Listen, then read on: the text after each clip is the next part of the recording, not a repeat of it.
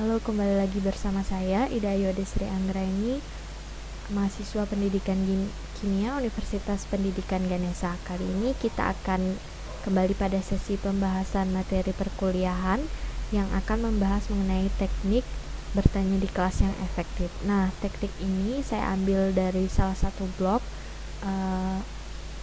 yang menuliskan mengenai anjuran bertanya di kelas yang efektif dari R. McDaniel.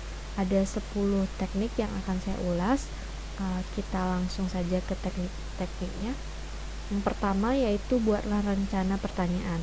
Jadi yang dimaksud dari prinsip pertama ini atau teknik pertama ini adalah dalam bertanya di kelas, usahakan untuk membuat pertanyaan terlebih dahulu. Jangan membuat pertanyaan atau mencari pertanyaan di saat sebelum bertanya ke siswa di saat pertemuan, tetapi cobalah untuk membuatnya seperti di RPP atau kita membuat sehari sebelumnya. Nah, untuk yang kedua, gunakan beragam level jenis pertanyaan.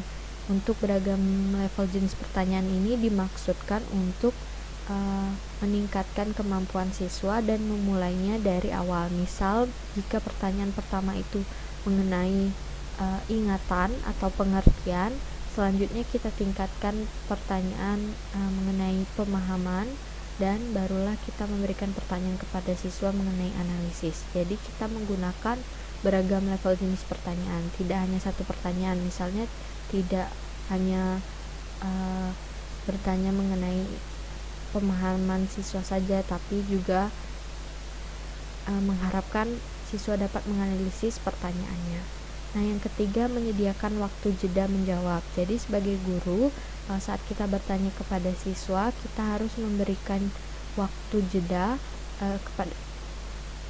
kepada siswa dalam bertanya. Jadi tidak langsung meminta siswa untuk menjawab.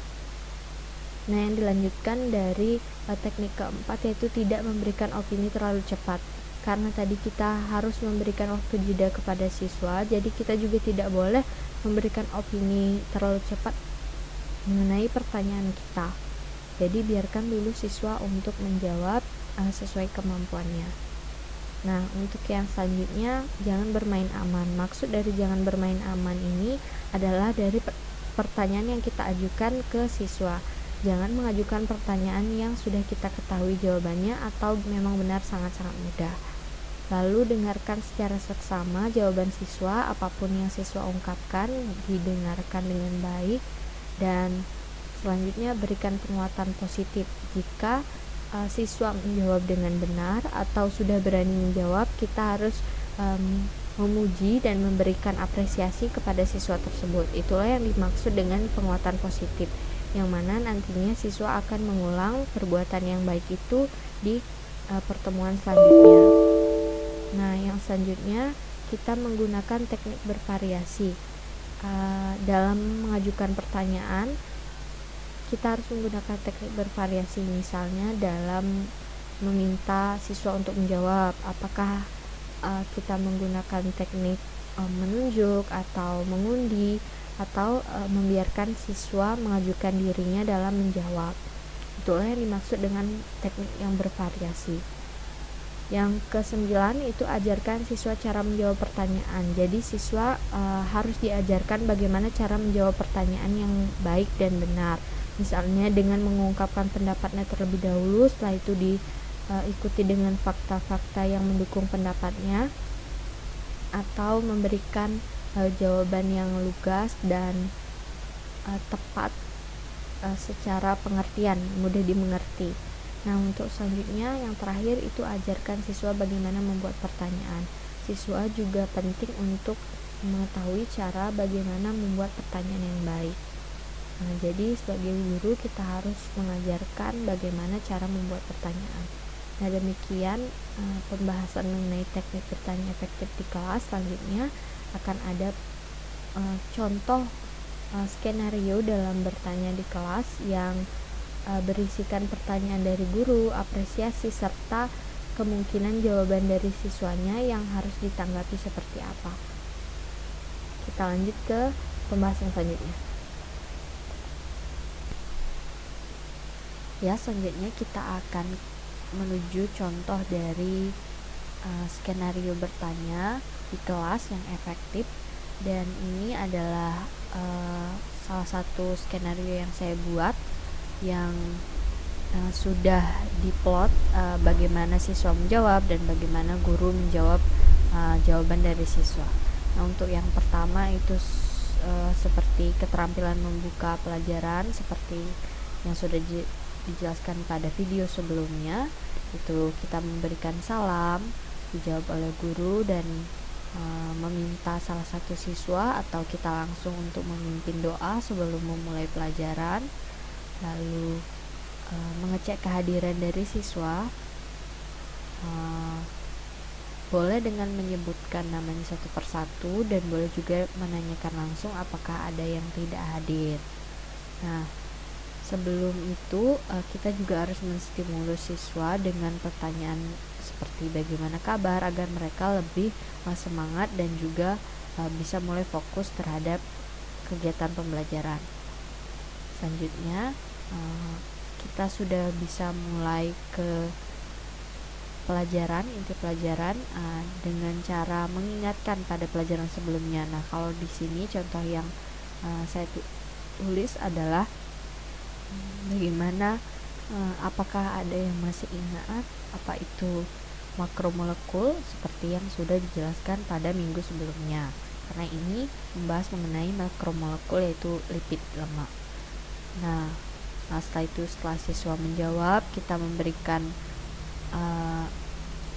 apresiasi dengan menjawab iya betul sekali kepada siswa, lalu menjelaskan sedikit mengenai apa itu makromolekul dan juga memberikan sebuah tayangan.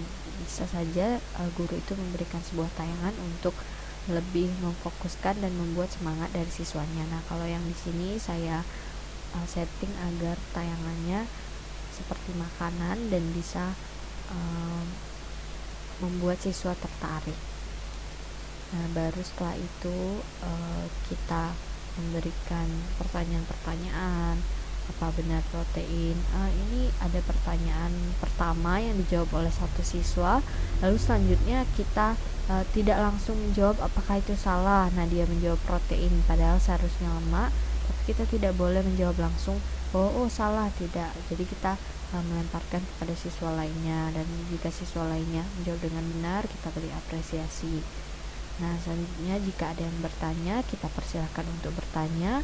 Sebelum kita menjawab pertanyaan dari siswa itu, kita melemparkan dulu kepada siswa lain apakah ada yang ingin menjawab pertanyaan dari temannya. Nah, baru setelah itu, setelah temannya menjawab, kita berikan sedikit penguatan dan kajian lebih dalam tentang apa pertanyaan dari siswa tersebut.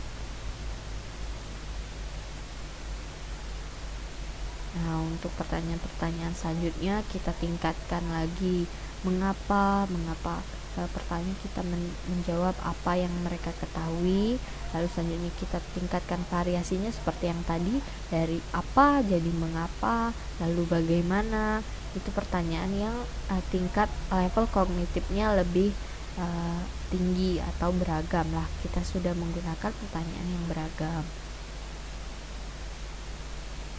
Tidak lupa untuk memberikan apresiasi, memberikan waktu siswa untuk menjawab. Nah, dari beberapa pertanyaan ini, jika sudah cukup, di akhir kita meminta kesimpulan. Boleh kita langsung menyimpulkan, tapi alangkah lebih baiknya jika siswa diberikan kesempatan untuk menyimpulkan apa yang sudah mereka pelajari pada pertemuan tersebut atau pada hari tersebut. Nah, untuk itu setelah itu kita menutup pelajaran dengan keterampilan menutup, yaitu memberikan salam dan juga doa. Nah, demikian skenario bertanya mengenai kaitannya dengan teknik bertanya efektif di kelas. Semoga ini dapat membantu dan terima kasih. Sampai jumpa lagi.